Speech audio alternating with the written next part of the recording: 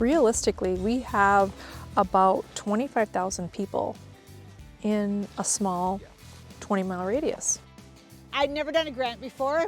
I was a high school English teacher for 22 years, and we discovered that we really needed to talk about livability in Rolla. Livability meant that we were going to have something that would draw people to be out with their kids, have a place to be out in the outdoors, and safety.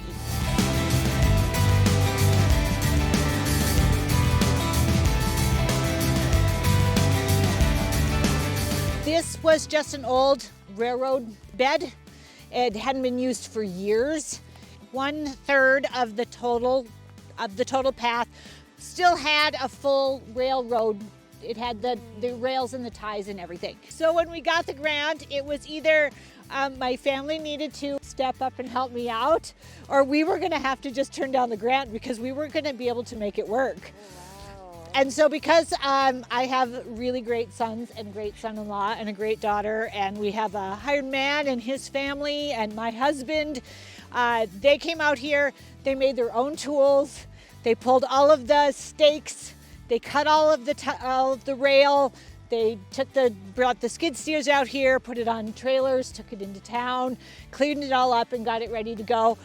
Not sure that they ever want to do anything like that for me again, because it was a lot of physical labor, but it worked out perfectly because our in-kind match was more than enough. Anywhere you see trees that are kind of close, there was, some little brush growing, and so people came out and cut that down with clippers and moved it away, and so lots of people really did.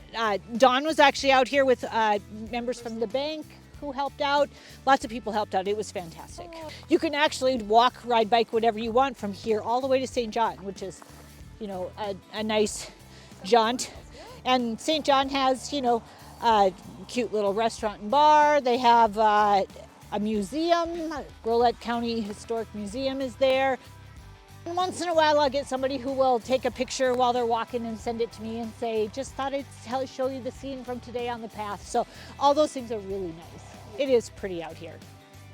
And then once it's, spring and summer, we'll get little bits of flowers, and then this gets green and lush. It's very, very pretty. And, even in the winter you get to see stuff like this. I mean, that's something else. It's just gorgeous. It's beautiful.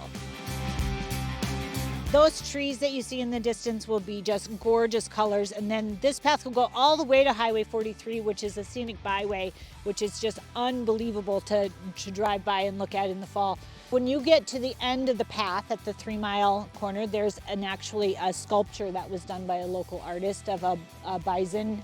And we've talked about having other sculptures done along the path so you could stop and take a look and talk about the history and connection to the Turtle Mountain tribe. It's important to have things that make people want to live here and enjoy it.